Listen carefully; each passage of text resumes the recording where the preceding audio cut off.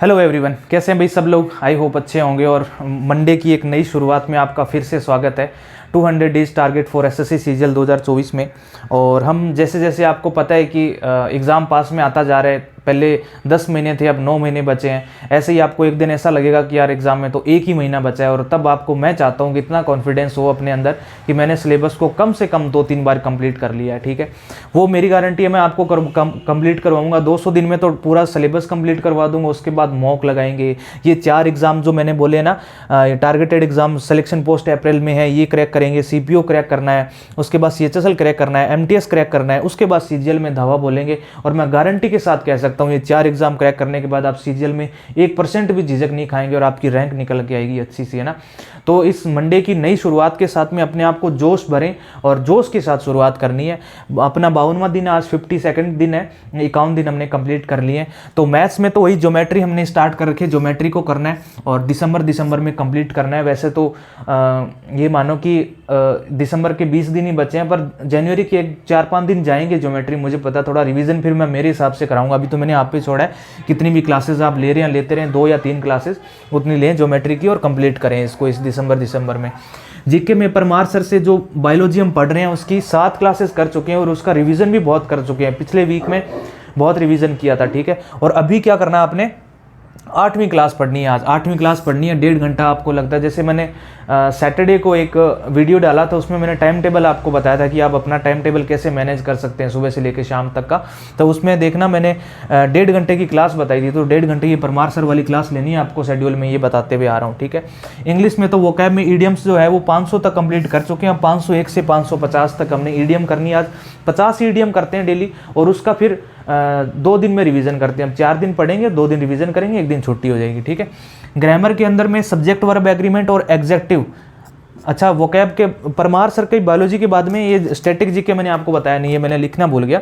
Static GK आप ये godfather वाली बुक है ना, इससे करना है। और स्टैटिक जीके में हमने 25वां टॉपिक लास्ट से स्टार्ट कर रहे हैं इस बुक को। और इस बुक की अहमियत बहुत है, इस बुक को हल्के में ना लें।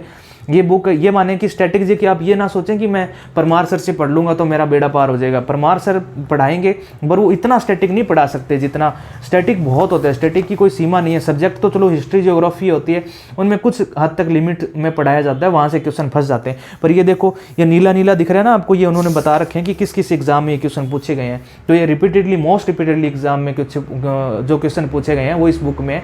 इस बुक को छोड़ना नहीं है। इसका दूसरा पेज पढ़ना है। आज एक पेज तो पढ़ लिया, दूसरे पेज को 1 दिन दे दिया और 1 दिन और देना है। कल का दिन और है, मतलब आज का दिन और है, और फिर कल हम इसका रिवीजन करेंगे दोनों पेज का, फिर आगे बढ़ेंगे। ठीक है, बहुत बड़ा डाटा है इसके अंदर, ऐसे हल्के में नहीं लेना है। इस बुक को देखना है, जरूर याद करना है।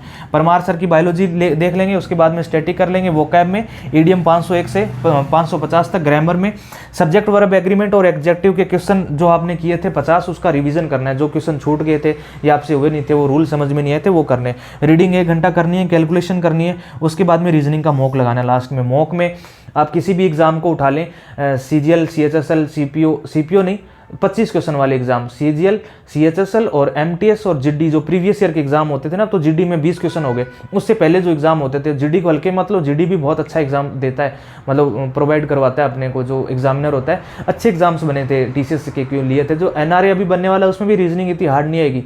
प्रीवियस ईयर के 25 क्वेश्चन करते चलो, 25 क्वेश्चन का मॉक आपने लगाना। उसके बाद में आपका शेड्यूल कंप्लीट। मैथ्स में आप कम से कम 4 घंटे दें, और परमार सर बायोलॉजी को 1.5 घंटा, और उसके बाद में 1 घंटा आपको स्टैटिक जीके को देना है, स्टैटिक को। उसके बाद में वोकैब को 1 घंटा, ग्रामर को 1 घंटा, और रीडिंग को 1 घंटा, और कैलकुलेशन को आधा या फिर 15 मिनट दे सकते हो, वो उसमें इंक्लूड हो जाएगा मैथ्स के अंदर। ये 10 घंटे का ये टारगेट है आपका, ये कंप्लीट करें और अपने आप को मोटिवेटेड रखें भाई। किसी भी चीज़ से आप डिमोटिवेट ना हो, अपने कंटिन्यूसिटी बना के रखें। टाइम पे मैं आपको चैनल पे आके थोड़ा थोड़ा मोटिवेट करता रहता हूँ, फिर भी अपने आप को मोटिवेट खुद रखें। देखो, इतना अगर आप कंप्लीट करते हुए चल रहे हैं ना, कुछ लोग हैं मेरे पास मैसेजेस कर रहे हैं, मुझे बहुत खुशी होती है उनको देख के। वो कहते हैं कि हम भाई इतना कंप्लीट करते हुए चल रहे हैं, हमारा सिलेबस बहुत अच्छे से कंप्लीट होता जा रहा है। ठीक है, तो आप भी करते चलें, और अगर आपको कोई इशू आता है, प्रॉब्लम आती है, तो टेलीग्राम पे मुझे मैसेज कर लिया करो। ठीक है, चलिए, थैंक यू सो मच।